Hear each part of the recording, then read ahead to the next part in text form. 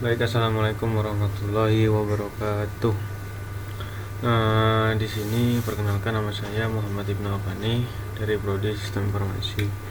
Di sini saya akan menjelaskan tentang audit dan tata kelola sistem informasi. Tahapan audit menggunakan COVID-19. Yang pertama, penentuan lingkup audit. Ditentukan ruang lingkup audit yang mencakup sistem, proses, atau area SI yang akan diaudit. Identifikasi tujuan audit, yaitu apa yang ingin dicapai melalui audit ini. Yang kedua, persiapan audit. Kumpulan dokumen dan informasi terkait SI, termasuk kebijakan, prosedur, dan dokumentasi teknis. Dan yang kedua, identifikasi sumber daya yang diperlakukan untuk melakukan audit, melalui seperti tim audit dan alat yang diperlukan. Yang ketiga, tatapan jadwal audit dan dikomunikasikan dengan pihak terkait. Yang identifikasi resiko dan tujuan audit, yaitu yang pertama, identifikasi resiko-resiko yang terkait dengan SI yang akan diaudit. Yang kedua, tetapkan tujuan audit yang spesifik berdasarkan resiko-resiko yang diidentifikasikan. Yang keempat, penilaian proses dan kontrol. Yang pertama, evaluasi proses-proses ada di dalam SI berdasarkan kerangka kerja COVID-201, termasuk identifikasi kontrol yang telah diimplementasikan. Bandingan proses dan kontrol yang dievaluasi dengan standar COVID-2019 dan diidentifikasi ketidaksesuaian.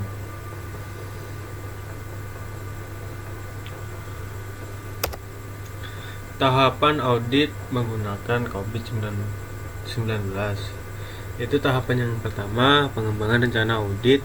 Dibuat rencana audit yang mencakup ruang lingkup, tujuan, metodologi, dan jadwal audit. Yang pengembangan rencana audit yang kedua, identifikasi resiko-resiko audit dan pengendali yang akan digunakan untuk mengurangi resiko-resiko tersebut. Yang kedua, pelaksanaan audit. Pelaksanaan audit ini dibagi menjadi 3, yaitu yang pertama, dijalankan audit sesuai dengan rencana audit yang telah disusun. Pelaksanaan yang kedua, kumpulkan bukti-bukti audit termasuk wawancara, pengamatan, dan penguji teknis. Pelaksanaan yang ketiga, evaluasi efektivitas kontrol yang ada di dalam SI. Yang ketiga, analisis hasil audit. Analisis hasil audit ada 2, yaitu yang pertama, analisis bukti-bukti audit untuk menilai tingkatan sesuai dengan standar COVID-2019. Analisis hasil audit yang kedua, identifikasi temuan audit termasuk ketidaksesuaian, kelemahan, atau peluang perbaikan. Yang keempat, pelaporan hasil audit. Laporan hasil audit ini ada 2, yaitu yang pertama, siapkan laporan audit yang mencakup temuan audit, rekomendasi, dan rencana tidak lanjut. Laporan hasil audit yang kedua, sampaikan laporan pihak yang berwenang termasuk manajemen senior dan memegang kepentingan terkait. Yang kelima, tindak lanjut. Tindak lanjut ini ada 2. Yang pertama, pantau implementasi rencana tidak lanjut yang telah disarankan dalam laporan audit. Yang kedua, pastikan bahwa masalah yang diidentifikasi dalam audit diperbaiki dan kontrol ditinggalkan. Yang keenam, evaluasi kembali, yaitu yang pertama, secara periodik lakukan evaluasi untuk memastikan bahwa perbaikan yang diimplementasikan efektif dan bahwa sistem SI tetap sesuai dengan standar COVID 2019.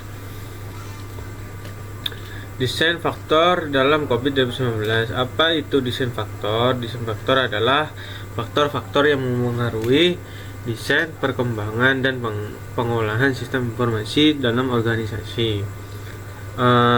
Tujuan desain faktor ini, tujuan dari untuk membantu organisasi merancang dan mengelola SI yang memenuhi kebutuhan bisnis, mengurangi risiko, dan mencapai tujuan strategis mereka, juga membantu dalam memastikan bahwa SI sesuai dengan standar keamanan dan regulasi yang berlaku. Apa yang dijelaskan oleh desain faktor ini mencakup berbagai aspek ya, yang termasuk yang pertama adalah karakteristik SI. Karakteristik SI ini menjelaskan sifat-sifat dasar dari SI yang perlu dipertimbangkan, seperti ketersediaan, integritas, kerahasiaan, performa, dan skalabilitas. Yang kedua, kebijakan dan prosedur. Kebijakan prosedur ini bisa mengembangkan pentingnya dan memiliki kebijakan prosedur yang jelas untuk mengelola SI dengan efektif. Yang ketiga, arsitektur TI menyediakan panduan mengenai struktur teknologi informasi yang mendukung SI. Yang keempat, kontrak dan layanan menekankan penting kontrak, kesepakatan layanan, dan hubungan dengan pihak ketiga yang mungkin terlibat dalam penyediaan SI. Kepemilihan dan akuntabilitas, ini yang kelima. Menggambarkan konsep pemilihan SI dan siapa yang bertanggung jawab atas pengolahan dan keamanan SI. Yang keenam, pengukuran kinerja. Pengukuran kinerja menyediakan panduan mengenai pengukuran dan pemantauan kinerja SI untuk memastikan bahwa SI berfungsi dengan baik. Bagaimana melakukan desain faktor untuk memanfaatkan desain faktor dalam pengolahan SI? Organisasi perlu mengidentifikasi faktor-faktor yang relevan untuk SI mereka. Yang kedua, membangun pedoman dan kebijakan yang sesuai dengan faktor-faktor desain tersebut. Yang keempat, memastikan bahwa desain SI memenuhi persyaratan dan tujuan bisnis organisasi. Yang keempat, melakukan pemantauan dan evaluasi terus-menerus terhadap implementasi dan efektivitas desain SI. Desain faktor membantu organisasi dalam memastikan bahwa SI mereka mendukung tujuan bisnis dan kebutuhan operasional mereka. Mereka juga membantu dalam memitigasi risiko yang terkait dengan penggunaan SI dan memastikan kepatuhan dengan standar keamanan dan regulasi yang berlaku. Desain faktor adalah alat yang sangat penting dalam kerangka kerja COVID-19 untuk mengelola dan mengaudit SI. Penjelasan AG, AE, dan GAMO. AG ini Enterprise Goal, tujuan perusahaan. Enterprise Goal adalah tujuan strategis dan bisnis yang ingin dicapai oleh organisasi. Tujuan ini untuk mencerminkan visi misi dan sasaran jangka panjang yang akan membantu organisasi mencapai kesuksesan. Sedangkan AE, Alignment Goal, tujuannya adalah tujuan yang ditetapkan untuk memastikan bahwa fungsi TI atau teknologi informasi dalam organisasi selaras dan tujuan perusahaan. Tujuan ini berfokus pada upaya untuk mengintegrasikan strategi TI dengan strategi bisnis secara efektif. Yang ketiga, GAMO, Governance and Management Objective. Tujuannya adalah tujuan yang terkait dengan pengolahan dan tata kelola TI dalam organisasi. Mereka mencakup aspek manajemen pengawasan TI untuk memastikan bahwa TI dioperasikan dikelola, dan dikendalikan secara efektif. Perbedaan antara enterprise goal, engagement goal, dan governance and management objective. Enterprise goal adalah tujuan strategis dan bisnis keseluruhan organisasi yang mencerminkan visi, misi, dan sasaran jangka panjang. Mereka fokus pada pencapaian tujuan bisnis secara umum. Yang engagement goal ini adalah tujuan yang ditetapkan untuk memastikan bahwa TI atau teknologi informasi dalam organisasi sesuai dengan tujuan perusahaan. Mereka berfokus pada integrasi strategi TI dengan strategi bisnis. Yang governance and management objective adalah tujuannya yang berkaitan dengan pengolahan dan tata kelola TI. Mereka mencakup aspek manajemen dan pengawasan TI untuk memastikan operasi yang efektif dan pengolahan yang baik. Cara memetakan enterprise goal, engagement goal, dan governance and management. Identifikasi tujuan bisnis. Ditentukan tujuan bisnis organisasi yang mencakup visi dan misi dan sasaran jangka panjang. Dan yang kedua, keselarasan dengan TI. Ditentukan bagaimana TI dapat mendukung tujuan bisnis. Rancang manajemen goal yang memastikan bahwa TI mendukung dan selaras dengan tujuan bisnis. Yang ketiga, pengolahan TI. Identifikasi tindakan yang diperlukan untuk memastikan pengolahan dan pengawasan TI yang efektif dan efisien. Ini mencakup manajemen risiko, pengukuran kinerja, dan pengolahan kepatuhan. Penjelasan desain toolkit. Apa itu COVID 2019? COVID 2019 Design Toolkit adalah kumpulan dokumen dan panduan yang disiapkan untuk membantu organisasi merancang, mengembangkan, dan mengelola SI dengan mengikuti prinsip-prinsip COVID 2019. Toolkit ini berisi berbagai panduan dan template yang dapat digunakan oleh profesional TI dan pemangku kepentingan organisasi. Tujuan utama dari toolkit ini adalah untuk membantu organisasi merancang yang mendukung tujuan bisnis, kebutuhan pengguna, dan kepatuhan dengan standar dan regulasi yang berlaku. Toolkit ini memberikan panduan praktis untuk merancang SI yang efektif dan efisien. Yang ketiga, apa yang terdapat dalam COVID 2019 Design Toolkit. COVID 2019 Design Toolkit mencakup berbagai panduan, template, dan dokumen yang dapat melakukan perancangan SI. Beberapa komponen yang dapat ditemukan dalam toolkit ini meliputi: yang pertama, panduan desain SI berdasarkan prinsip-prinsip COVID 2019. Yang kedua, template pernyataan tujuan bisnis dan kebutuhan SI. Yang ketiga, panduan untuk mengevaluasi kebutuhan dan resiko SI. Yang keempat, panduan untuk mengintegrasikan desain SI dengan strategi bisnis. Yang kelima, template untuk mengembangkan arsitektur SI. Yang keenam, panduan dan template untuk manajemen risiko SI. Yang ketujuh, contoh-contoh laporan dan dokumen lainnya yang dapat digunakan dalam proses desain SI. Penjelasan maturity level dan capability level. Maturity level, tingkat kematangan. Maturity level mengukur sejauh mana suatu proses dalam organisasi telah berkembang dan matang.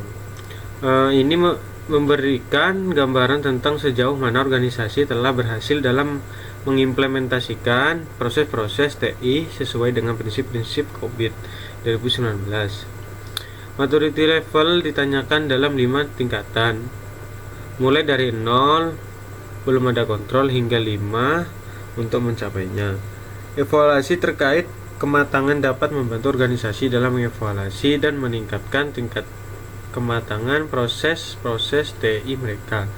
Cara menghitung maturity level: yang pertama, identifikasi proses yang akan dievaluasi. Yang kedua, gunakan kriteria yang telah ditentukan dalam COVID 2019 untuk menilai proses tersebut. Yang ketiga, tentukan tingkat kematangan berdasarkan kriteria yang dipenuhi oleh proses. Ini dilakukan dengan membandingkan kondisi saat ini dengan karakteristik tiap tingkatan dalam kerangka kerja maturity level. Penjelasan maturity level dan capability level. Capability level mengukur kemampuan organisasi untuk mencapai hasil yang diinginkan dalam konteks proses TI. Ini memberikan gambaran tentang seberapa baik organisasi dalam menjalankan proses TI dengan efektif. Ability level dinyatakan dalam tingkat dari 0 hingga 5, di mana setiap tingkatan mencerminkan tingkat kemampuan yang meningkatkan. Tingkat kemampuan ini mencerminkan hasil dapat dicapai oleh proses dan sejauh mana organisasi dapat mengukur, mengelola, dan meningkatkannya. Cara menghitung capability level ada 3, yaitu identifikasi proses akan dievaluasi. Yang kedua, gunakan kriteria yang telah ditentukan dalam COVID 2019 untuk menilai kemampuan proses tersebut. Yang ketiga, tentukan tingkat kemampuan berdasarkan hasil yang dicapai oleh proses dalam mencapai tujuannya. Perbedaan antara maturity dan capability level adalah maturity level mengukur sejauh mana proses telah berkembang dan matang dalam organisasi, sedangkan capability level mengukur kemampuan proses dan mencapai hasil yang diinginkan. Jadi dari jurnal 1, penulisnya ini Nyoman Rai Widarta. Penulis yang kedua Irman Hemardi. Penulis yang ketiga Yani Nuri Haryadi. Terbit pada tahun 2023 yang berjudul Evaluasi Tata Kelola Teknologi Informasi di Dinas Pertanian Gianyar menggunakan COVID 2019. Objeknya di Dinas Pertanian Gianyar. Masalahnya, jika risiko TI tidak dikelola dengan baik, TI dapat mengakibatkan tergantungnya operasional organisasi menjadi tidak optimal.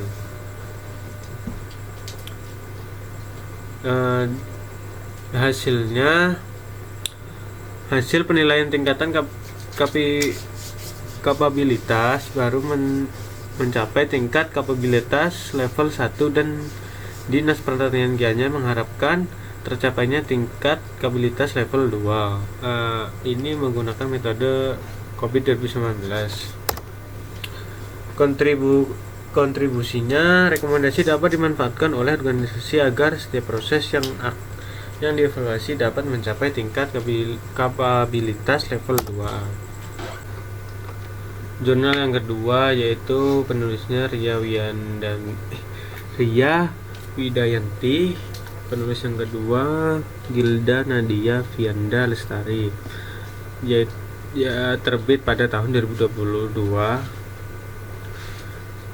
Yang berjudul Tingkat Capability Tata Kelola TI pada Siakat menggunakan framework COVID 2019. Objeknya di Siakat Universitas Sisa Unggul. Permasalahannya saat ini proses penjadwalan mata kuliah masih menggunakan proses manual sehingga memakan waktu yang cukup lama dan juga sumber daya yang dimiliki oleh Biro Administrasi Pembelajaran masih terbilang di bawah standar sehingga masih terdapat banyak peran sumber daya yang dimiliki oleh double job. Pengerjaannya menggunakan COVID-19. Hasil penelitian maka dihasilkan tingkat capability pada Siakat Universitas Sisa Unggul saat ini berada pada level 3. Rekomendasi diberikan sebuah rekomendasi perbaikan untuk Meningkatkan pelayanan Siakat, yaitu dengan pengukuran layanan terkait penjadwalan mata kuliah pada Siakat dapat dilakukan dalam bentuk survei, feedback dari pengguna, dan kuesioner.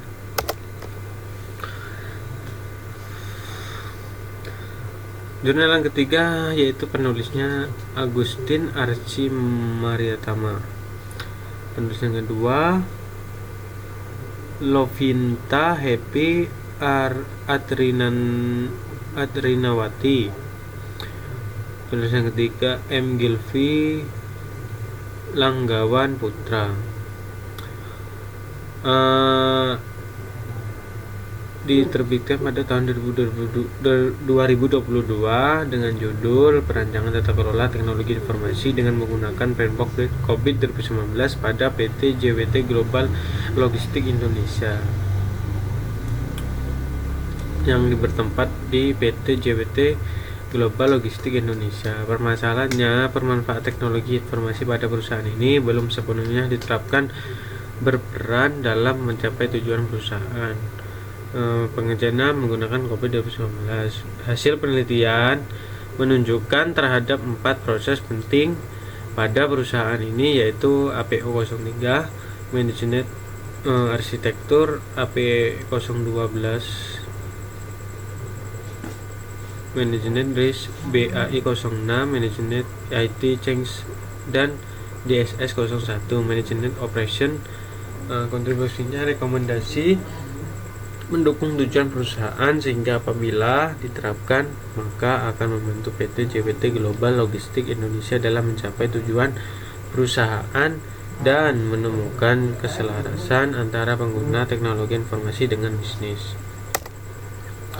Baik, terima kasih. Assalamualaikum warahmatullahi wabarakatuh.